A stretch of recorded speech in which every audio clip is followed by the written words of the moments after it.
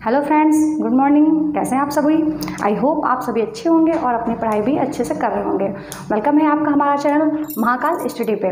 तो हम एक छोटी सी आज वीडियो लेकर आए हैं जिसमें हम आपको केवल और केवल इंपॉर्टेंट चीज़ें ही बताएंगे।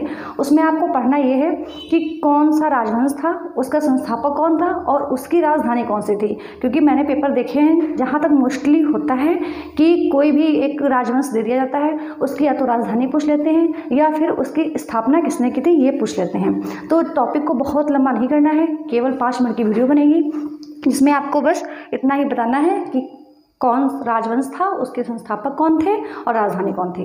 बहुत छोटा सा टॉपिक है। आप लोगों को अच्छा लगे तो इसको लाइक करिएगा, शेयर करिएगा, सब्सक्राइब करिएगा। चलिए देख लेते हैं, टॉपिक पे बात करते हैं। देखिए, सबसे पहले बात करते हैं राजवंश की। हमने पहले से इसलिए लिखा है कि आप लोग आराम से इसको स्क्रीनशॉट भी ले सकें और वीडियो हमारी बड़ी ना हो, छोटी सी वीडियो हो, आप लोगों को लर्न करने में आराम रहे। ठीक है, सबसे पहले राजवंश की बात करते हैं। तो हर्यक राजवंश पेपर में बहुत बार पूछा गया है। एक हर्यक राजवंश, एक शुंग राजवंश, सातवाहन, चालुक्य वंश, मोस्टली ये क्वेश्चन पूछ लिए जाते हैं। ठीक है, तो हर्यक राजवंश, इनके जो संस्थापक थे वो बिंबिसार थे। ओके, और इनकी जो राजधानी थी वो राजगृह थी। जैसे कि पहले 16 होते थे महाजनपद, उनकी राजधानी अलग अलग थी, तो इस तरीके से राजगृह उसकी राजधानी थी। नेक्स्ट देखते हैं, सेकंड नंबर पे है मौर्य वंश। चंद्रगुप्त मौर्य के टाइम की बात है। इनके गुरु कौन थे आप लोग बताइएगा? विष्णुगुप्त थे या फिर चाणक्य थे या फिर जो भी थे आप बताइएगा। ठीक है, तो चंद्रगुप्त मौर्य के समय का है। चंद्रगुप्त मौर्य ने स्थापना की थी मौर्य वंश की। इनकी माँ का नाम मूरा था। लोग कहते हैं कि इनकी माँ का नाम मूरा था, इसीलिए जो है इन्होंने मौर्य वंश का नाम मौर्य करके कर दिया। और जैसे कि कभी कभी नहीं होता है कि मूरा नाम था, ठीक है, तो लोग कहते हैं कि मूरा था तो इसी पे इन्होंने नाम मौर्य रखा। और कुछ लोग कहते थे कि ये मौर्य साम्राज्य से थोड़ा थे, उस टाइम मयूर को ज़्यादा मानते थे, तो इस तरीके से उन्होंने इसका नाम मौर्य वंश रखा। जैसा भी हो, लेकिन मौर्य वंश के संस्थापक चंद्रगुप्त मौर्य थे और इनकी भी राजधानी कौन सी थी? पाटलिपुत्र थी। अगला देखते हैं शुंग वंश। शुंग वंश की स्थापना की थी पुष्यमित्र शुंग ने। ठीक है, और इसकी भी राजधानी कौन थी? पाटलिपुत्र थी। ठीक है, पाटलिपुत्र, इसकी भी राजधानी पाटलिपुत्र थी। अगला देखते हैं सातवाहन सिमुक। देखिए, सा से सात और सा से सिमुक ऐसे याद कर लीजिए। सातवाहन सिमुक, इनकी जो राजधानी थी वो प्रतिष्ठान थी। सातवाहन मतलब वाहन पे चलो और प्रतिष्ठान करो। वाहन पे जब हम बैठेंगे किसी तो क्या करेंगे? प्रतिष्ठान करेंगे ना, तो वाहन पे चलें, बैठ के प्रतिष्ठान करें। गुप्त वंश, गुप्त की श्रीगुप्त ने करी। इनकी भी राजधानी पाटलिपुत्र थी। देखिए, 3 चीज़ों की पाटलिपुत्र थी: मौर्य वंश, शुंग वंश, गुप्त वंश। मौर्य वंश, शुंग वंश, गुप्त वंश। मौर्य, शुंग, गुप्त, तीनों की पाटलिपुत्र थी। एकदम कंफर्म याद कर लीजिए।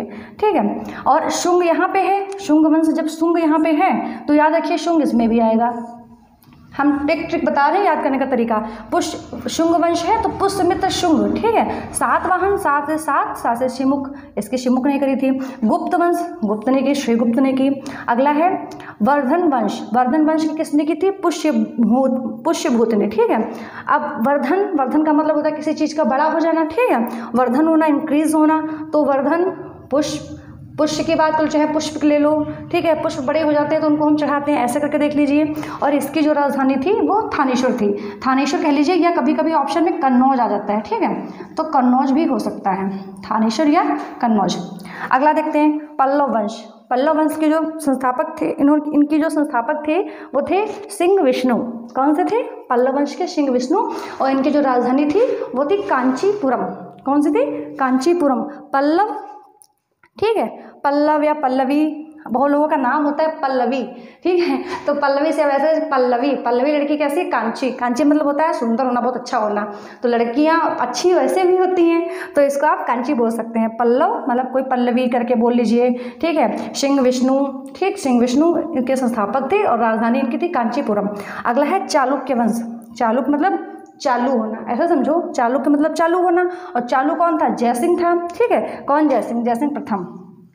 ठीक है, चालुक्य वंश की स्थापना किसने की? तो चालुक्य मतलब चालू, और चालू कौन था? जयसिंह प्रथम। और इनकी राजधानी कौन सी थी? वातापी। ओके, अब इतने हमने देख लिए, इसका स्क्रीनशॉट ले लीजिए। और हम थोड़े से आपको और बता देते हैं, पेपर में इतने ही पूछे जाते हैं। स्क्रीनशॉट ले लीजिए।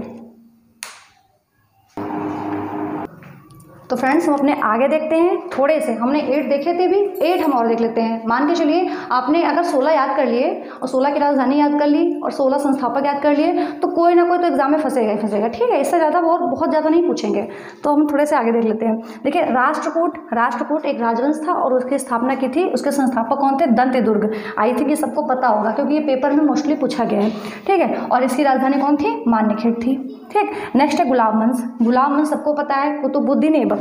कौन थे? कुतुबुद्दीन ऐबक। कुतुबुद्दीन ऐबक थे, कुतुबुद्दीन ऐबक। मोहम्मद गौरी ने इनको क्या किया था? खरीद कर लाए थे बाहर से, ठीक है। और उनको बाहर से जब खरीद के लाए थे तो इनको रखा था और ये काफ़ी अच्छा इन्होंने मतलब एक कह लीजिए वफादार का रोल प्ले किया था, ठीक है। उसके बाद में इन्होंने ही गुलाम वंश की स्थापना की। वैसे तो मोहम्मद गौरी सबसे पहले नंबर पे इनसे थे। तो इन्होंने क्या किया? राजधानी उसको बनाया, दिल्ली को बनाया। उसके बाद खिलजी वंश, जब खिलजी वंश आया तो उसकी स्थापना की थी जलालुद्दीन खिलजी ने की थी।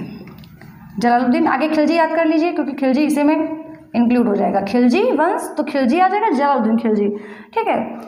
आगे देखते हैं, इसकी राजधानी थी वो भी दिल्ली थी। किसकी? एक तो गुलाम वंश की दिल्ली थी, खिलजी वंश की दिल्ली थी। अगला है तुगलक वंश, इनके थे गयासुद्दीन तुगलक।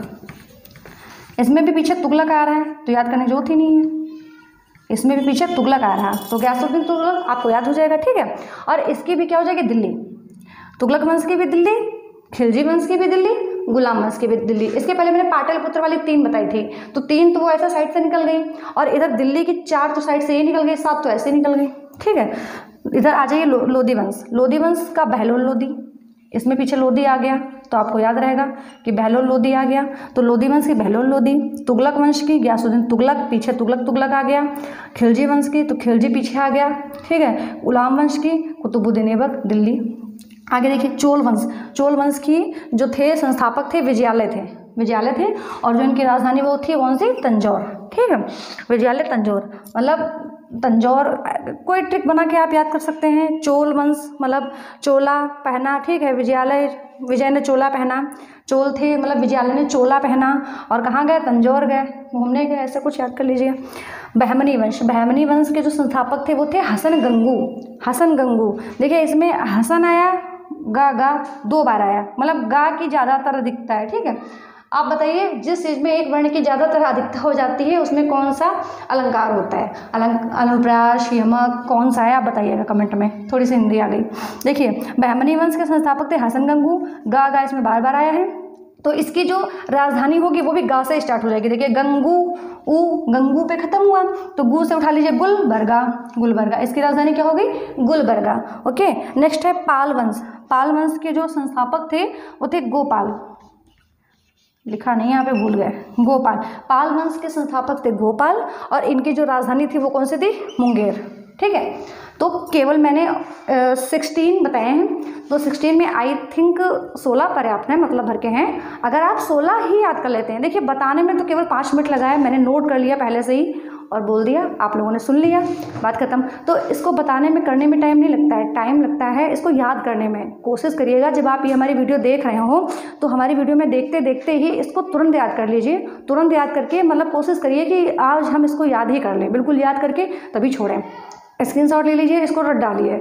अगर ट्रिक से याद कर पा रहे हैं तो कोई ट्रिक बना लीजिए और ट्रिक से नहीं याद कर पा रहे तो इसको लर्न करने के बाद में ही अगला काम करें, क्योंकि एक वीडियो देखने का मतलब है कि वो चीज़ आपको आ जाए, और केवल सुन के हट जाएंगे मतलब याद नहीं हुआ तो फिर मामला बेकार है। तो आप जैसे याद कर पाए वैसे याद करिए, और अगर आपको अच्छा लगे तो प्लीज़ प्लीज़ प्लीज़ लाइक करें, शेयर करें, सब्सक्राइब करें। देखते तो आप सब लोग हो और लाइक करने में थोड़ी सी कंजूसी करते हो, कोई बात नहीं, लेकिन कुछ मेरे फ्रेंड्स ऐसे हैं जो हमारा बहुत सपोर्ट कर रहे हैं और हमारी पर डे वीडियो वॉच करते हैं, देखते हैं, लाइक शेयर कमेंट सब कुछ करते हैं। उन सभी को दिल से थैंक यू। उसमें से कुछ फ्रेंड्स ऐसे हैं जिनका मैं मतलब आपको मैं कह दूं कि नाम लेकर बता देती हूँ, जैसे शिवांगी, शुभी, श्रद्धा, पीयूष, विशाल, ज्ञानी बाबा और मेरी फ्रेंड स्मृति, ठीक है, और काव्या, शालिनी, श्रद्धा और शिवांगी, ये सारी फ्रेंड्स मेरी हैं जो पर डे वीडियो वॉच करती हैं। और हाँ, वसीम भाई एकदम मोस्ट, क्योंकि वो पर डे वीडियो देखते हैं और पर डे वीडियो को लाइक कमेंट सब कुछ करते हैं, उन्हें कहना नहीं पड़ता है, वो वेट करते हैं सब लोग कि कब मैम आप वीडियो बना के देंगी। तो सभी को दिल से थैंक यू। आप लोग बस हमारा सपोर्ट करते रहिए और कोशिश रहेगी अगर आप लोग ऐसा सपोर्ट करेंगे तो हम शायद अपना आगे तक थोड़ा जाएँ, ठीक है। लाइक करिए इसको, क्योंकि हमारा थोड़ा क्या है, हम लाइव आना चाह रहे हैं कि लाइव आएँ तो सीधे बोलते चले जाएँ, आप भी कुछ पूछिए बताएं, वीडियो बनाओ रिकॉर्ड करो। देखिए कितनी गर्मी हो रही है, पंखा बंद है और इतनी गर्मी में बना रहे हैं, खुद नहीं हम बना पाते हैं। मतलब 10 मिनट की वीडियो होती है, पसीना आने लगता है, बस मन होता है हटाओ, पंखा स्टार्ट कर देंगे तो आवाज़ आएगी, इसलिए ज़्यादा बड़ी वीडियो बना ही नहीं सकते हैं। तो अगर आप लोग सपोर्ट करेंगे तो कोशिश करेंगे जल्दी से जल्दी पूरी अच्छी बड़ी वीडियो अच्छी लाएँ हम। तो थैंक यू सो मच।